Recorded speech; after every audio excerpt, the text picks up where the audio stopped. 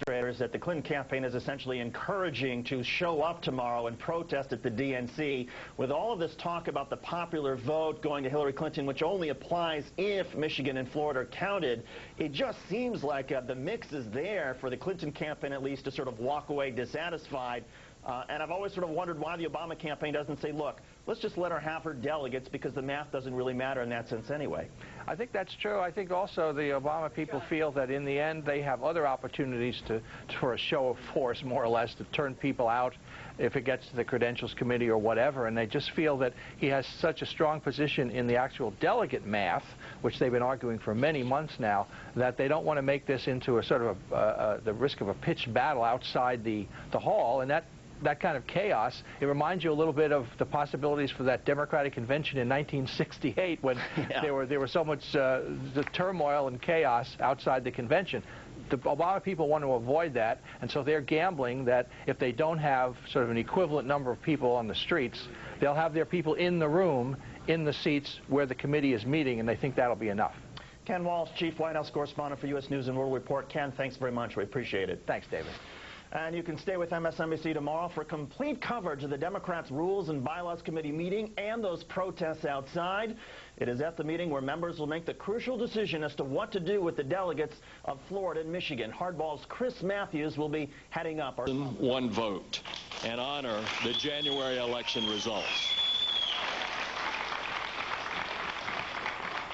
And the second question before the committee is, how do you apportion the delegates based on that vote?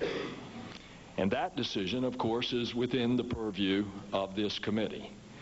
My preferred solution has been, and still is, that this panel seat the entire Florida delegation in accordance with the votes cast in January.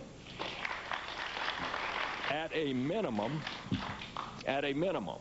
the Florida Democratic Party asked that this committee consider reinstating the maximum number of delegates Florida is eligible for under the rules.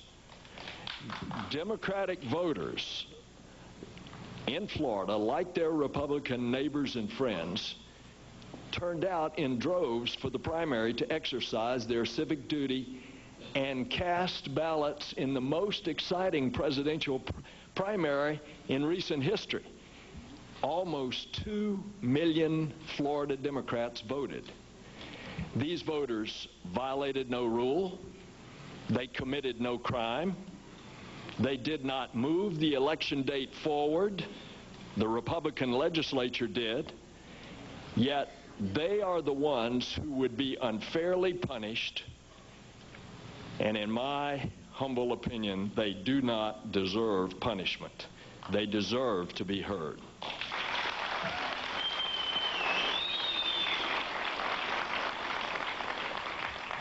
Now, I need not tell this committee that in Florida, we're pretty sensitive about having our votes taken away. Our votes were disenfranchised during the 2000 recount, and I see many of you nodding your heads because we all went through this. Disenfranchised by what many believe were divisive and disruptive acts of the Republican Party aimed at preventing votes from being counted. And in the weeks leading up to this year's primary, the 24-hour news cycle, the local and national media repeatedly kept telling Florida Democrats that their votes would not count. Still, they were determined to send a message. We will be heard.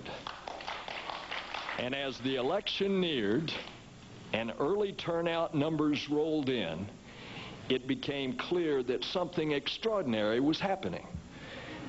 20,000 Florida Democrats voted on the first day of the early voting. By the end of the first week, over 100,000 had voted. And by the time you got to Election Day, 300,000 Florida Democrats had already voted. And then when the polls came in and closed on that Tuesday night, Democrats had voted in record numbers. The votes were tallied in an election pursuant to state law by the 67 supervisors of election, and that vote was certified by the Secretary of the State. And there is passion behind these high turnout numbers. And it's a deep desire for change in this country. A vast majority of Democrats said that they went to the polls in Florida despite what they had been told over and over that their votes didn't count. They said they went to the polls not because of anything else on the ballot, but they wanted to cast their vote for a presidential nominee. And without all of the national campaigns churning out the Democratic vote, there was a Democratic silence in our state, which is a state that's so accustomed to high-profile, high-intensity campaigning. But members of this committee, the people in Florida took it to the streets. Now, I want to give you some examples. Megan Foster, a mother of 5 from Tampa, frustrated by the incompetence and failures of the Bush administration, organized her own campaign. She rallied friends and family to get out the vote for her candidate.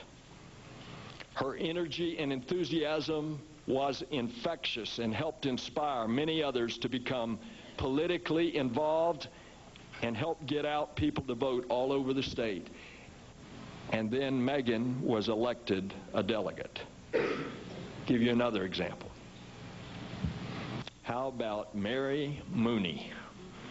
She's from North Florida. Mary was what you call a disillusioned and disaffected Democrat. She was disillusioned after America lost President Kennedy, Bobby Kennedy, and Dr. King in the 60s. And Mary gave up being an activist. She and her husband moved to Florida 30 years ago to set up the first dental practice in a rural little county, Wakulla County. And a car accident left her disabled, but don't make the mistake of underestimating her. She's a firecracker. And so last election in 2006, Mary was fed up.